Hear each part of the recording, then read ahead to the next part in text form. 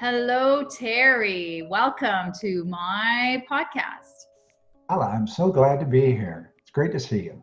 Great to see you too. So, what I'm going to do is I'm going to start the clock and then I'm going to ask you to do your pitch. Go Okay. for it. Okay, so what am I doing?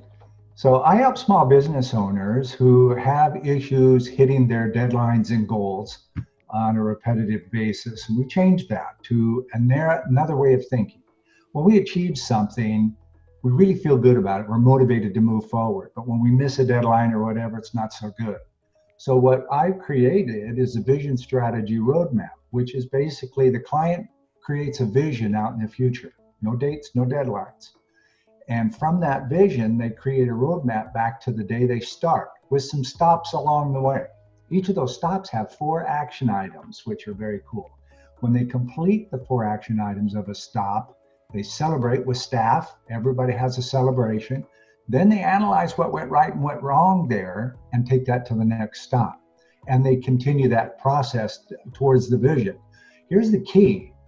If you're on a month-to-month basis or some percentage goals or anything like that, stopping for when life happens can be critical. So in this program, there are no deadlines. So if life happens, you got to take care of Uncle Sam and get him into assisted living in Texas and you're living in Minnesota, that can be a problem. And you're going to miss some stuff when you get back in your business. Well, with achievement-based, there is none of that. You go take care of Uncle Sam, you come back, start where you left off, and continue. Same motivation, everybody's moving forward. Here's what we found in very short-term results. Wait, Terry, I'm going to stop you with your permission. Okay. It has gone to a minute 43. So that is a very long introduction. Yeah. So that's going to be my first feedback. Do I have your permission to polish your pitch? Yes, you do. Okay.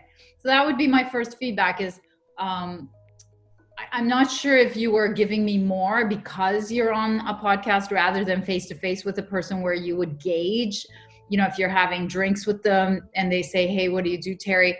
You wouldn't go into the whole infomercial, but I'm going to treat it as if we were meeting at a, so take my feedback for as if you're meeting at a, face-to-face or even, a round table if you're at a, corporate meet and greet and every corporation has to go through and you introduce what you do. So shorter. So you said you help businesses, small businesses.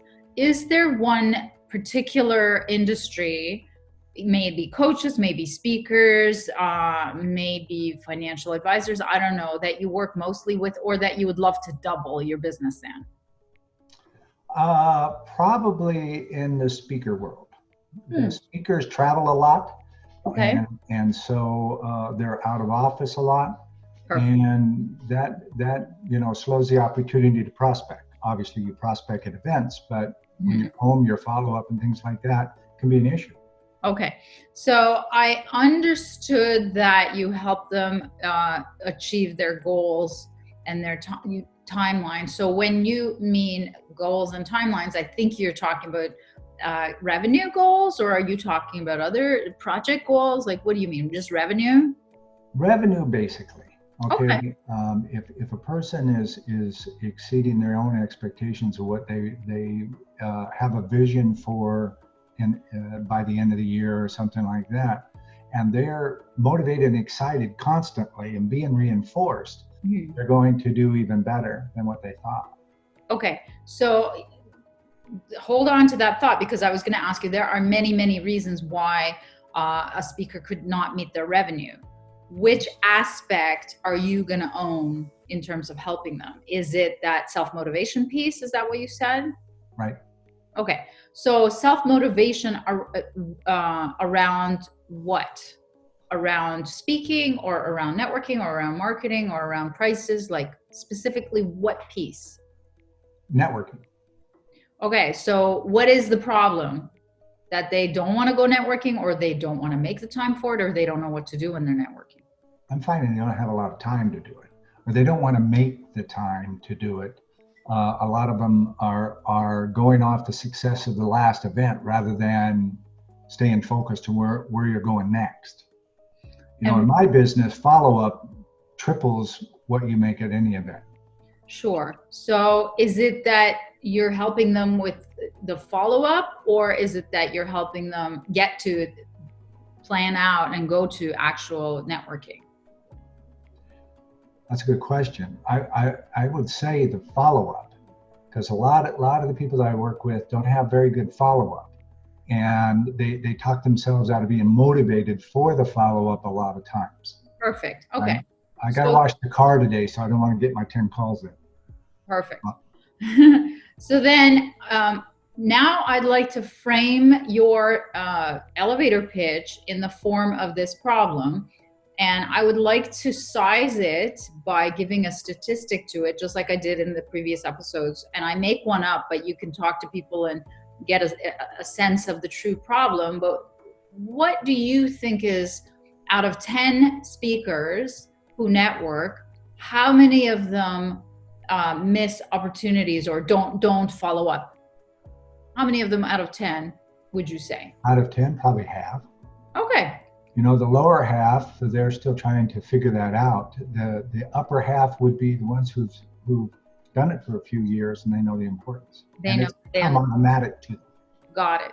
So then if I were you, I would start the conversation with, did you know that half of you guys, and you should always be in front of speakers if you're going to be, networking with them and you're going to be marketing to them, that part. So then you're at a speaker's event and you're saying, did you know that you guys, half of you guys, almost 50% of you guys, according to what I've seen and who I've talked to, do not do any follow-up, leaving minimum, $100,000 a year on the table. Well, what we do is we help you develop mindset, processes, and tools to do the proper follow-up so that you can recapture that loss by at least half.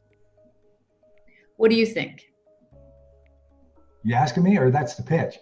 That is the pitch. What do you think about the pitch? Yeah, I like it. What I do is I end it with, does that make sense? 99% of the time, they're going to say yes. I would love it if you ended it with, does that ever happen to you?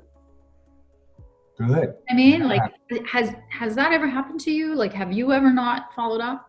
Are you one of the 50 or the other 50? So and then it goes, and then they go, oh my God, you're right. Or they say, oh no, I'm good. So then you're letting them have that leeway of whether they want to hear more about what you do. You're done. Yeah. All right. Super. Thank you so much, Terry. Thank you. This was fun.